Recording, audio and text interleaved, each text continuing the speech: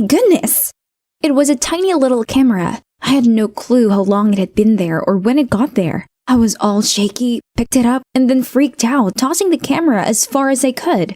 Was some pervert watching me? All the worst-case scenarios flashed through my mind, and I screamed like a lunatic. I live alone with no family or friends nearby. What should I do? I'm Linda. Stick around with me and subscribe to the channel to join me in finding some answers, okay? The Watchers. Ever heard of them? Imagine one day you discover one, or even several, tracking devices in your room, and you realize that every day someone is watching and recording you. That's seriously creepy. I never thought I'd find myself in that situation until today. I got back from school after a tiring day of studying. Instead of getting home at past 5 like usual, I didn't make it until after 8 because I ran into some problems on the way home. Hey, did you know? There was simply a breaking case in this neighborhood. Really? There is no way, since no one reported or say anything. It is true. He crept it immediately after the homeowner left, turned the entire house upside down, and fled. When she returned, she was terrified and quickly dialed 911. That was shocking news. How could anyone actually do something like that to a woman? When he was caught, everyone was stunned to find out he was the son of a wealthy businessman. And that explains it all. He exploited his family's power to silence the media and keep everyone in the dark. As the neighbor of that poor woman, I know every detail about this. You're not joking, are you? Why would he do something so out of character if he was that wealthy and powerful? Not only that, but he's a pervert who enjoys to follow and take along young and beautiful girls. This is actually the first time he broke into a house like this. It's still disgusting anyway. You should be more careful with every stranger around you. You hear me? But to be honest, it is really nice to have someone chasing after us, don't you think? At least I can know what being followed by someone was like. Everything seemed normal when I left. The front door was still locked up tight. Stuff inside the house was untouched. Shoes and wardrobe, all the same. But I had this weird feeling that made me super uncomfortable.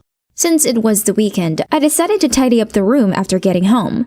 Something tells me to get close to the painting hanging on the wall, always lurking behind the desktop computer.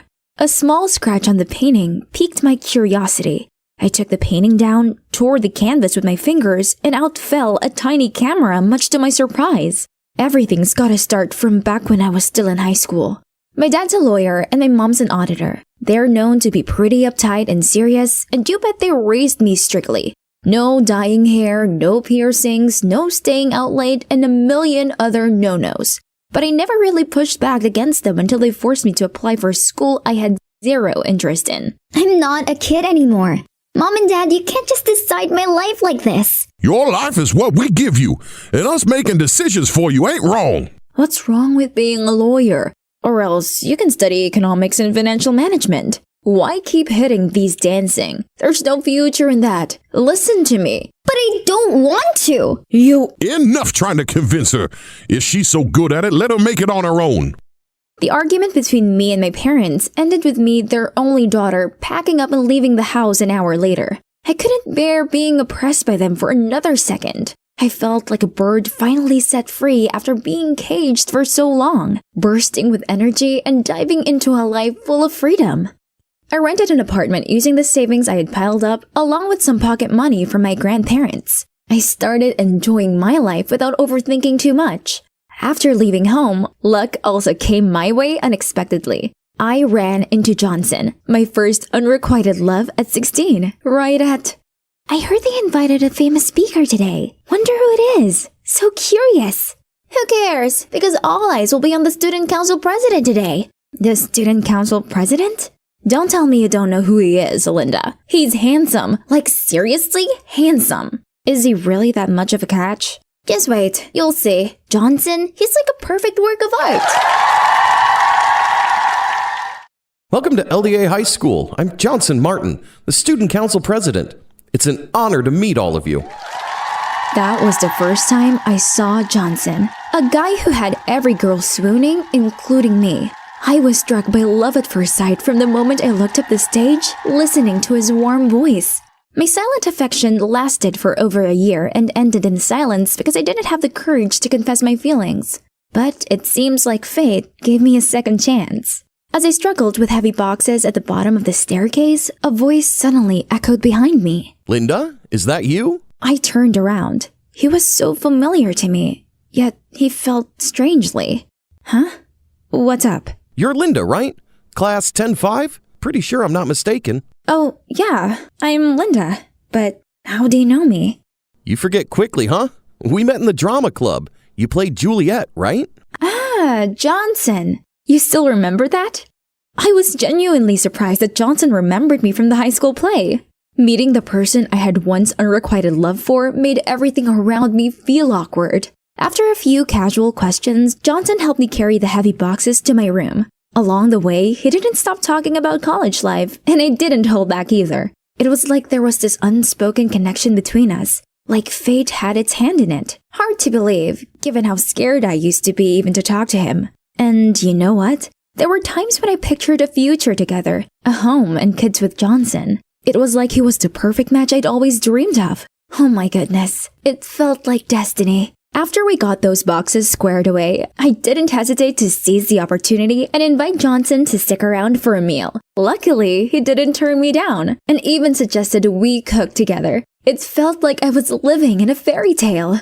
That night flowed like a dream, and in the days that followed, we'd frequently run into each other around the apartment complex, on campus, or at the bookstore I frequented. But the relationship between me and Johnson really took a big step about a month after that dinner. The light bulb in my bedroom suddenly blew out. I tried everything to fix it, but nothing worked. I even considered shelling out a good amount of money to hire an electrician and get a new bulb.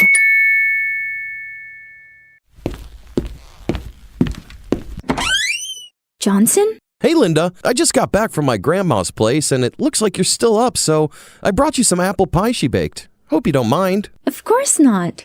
It seems like you're having some trouble. Can I help anything? Well, actually, the light bulb in my room is acting up. I've tried fixing it a few times, but... If you don't mind, I can take a look and see if I can fix it for you. Oh my goodness. Johnson is such a kind man. I silently cheered his name in my heart, but on the outside, I tried to stay calm and a little bit reserved. I let him into my room, and he set to work on the bulbs. While Johnson was busy with them, I went out for a few minutes to grab some supplies. When I returned, the light in my bedroom was shining again. I couldn't help but express my joy to Johnson. Oh wow, you're really good at this. Without you, I probably would have had to spend a hefty sum. It's really not a big deal.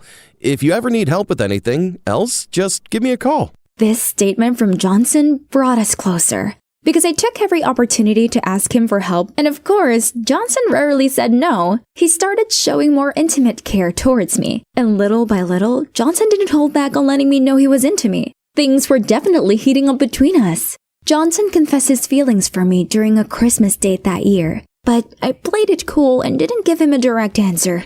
Honestly, I had my reservation about the whole situation. There were some things during our time together that I didn't tell Johnson.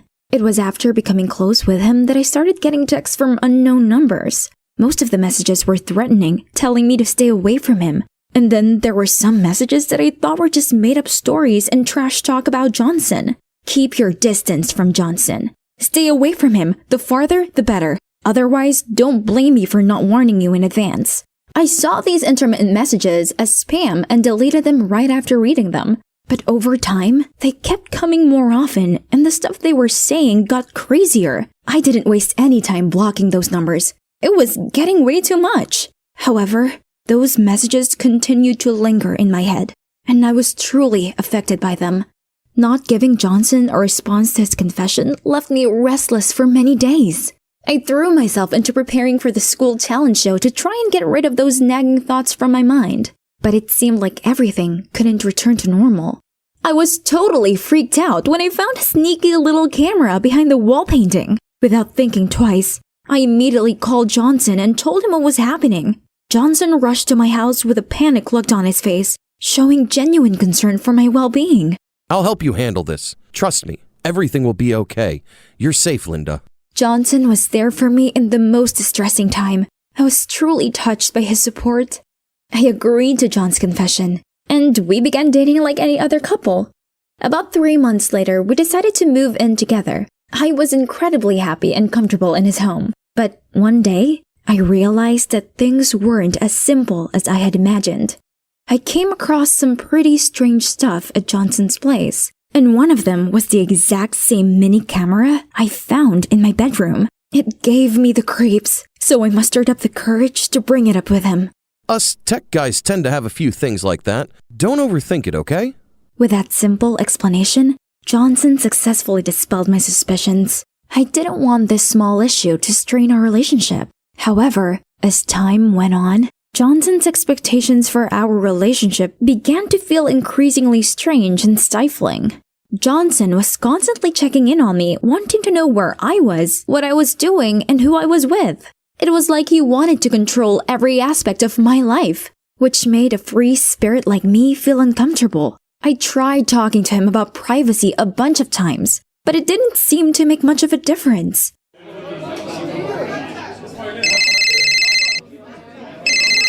Linda, where are you right now? What's up, Johnson? Do you know what time it is now? Where are you? Are you at the bar, huh?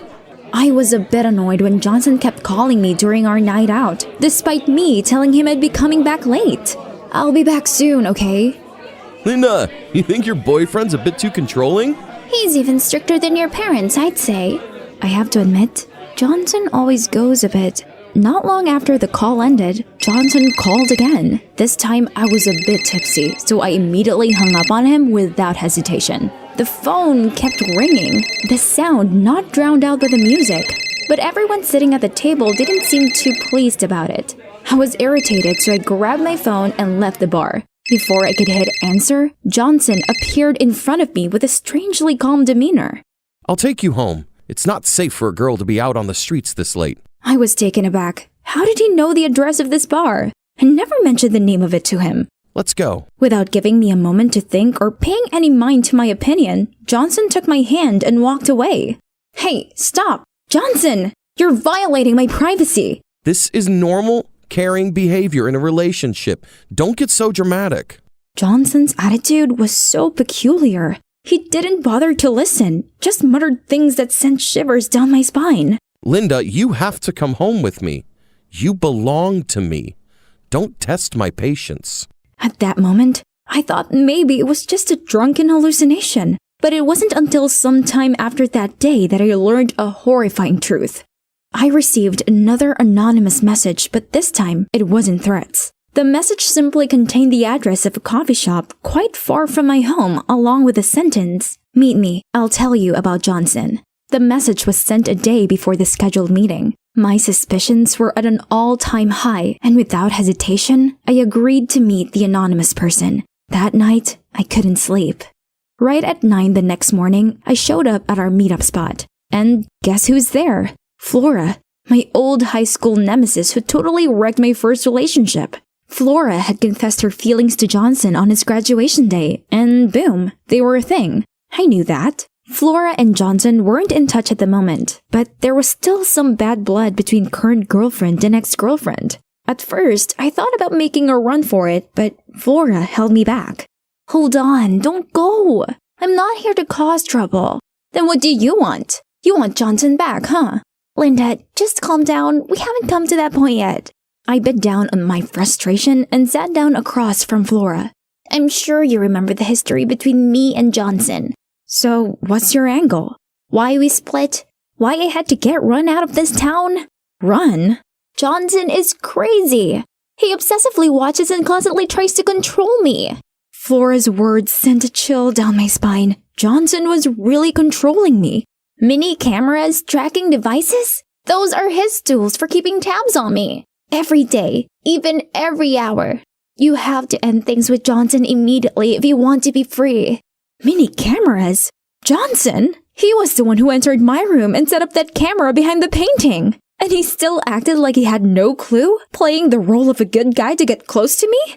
In the midst of my shock, I was even more blown away and deflated because the person behind all my fear and distress was the one I loved. It felt like my whole world was crashing down as I looked at the proof Flora had gathered. It completely shattered my trust. No, This couldn't be. I bit my lip, trying to deny the truth. But the signs I'd noticed over time backed up what Flora was saying. Maybe Johnson had really attached a tracker to my phone. Otherwise, how did he figure out the bar to take me back when I hadn't mentioned the address beforehand? This was beyond terrifying. It's Johnson. Not even an hour after I left the house, he started calling and texting incessantly. I stared at my phone in horror, unmoving. I didn't want to answer. Flora got up with a stern look and walked away. You'd better get away from him. The sooner, the better. It was clear that Flora was terrified. She seemed haunted by Johnson's presence, too scared to ever face him again. When the call ended, I tried to regain my composure, grabbing my phone without hesitation and dialing the police. The panic in Flora's eyes told me that I couldn't face a crazed, controlling man like Johnson alone.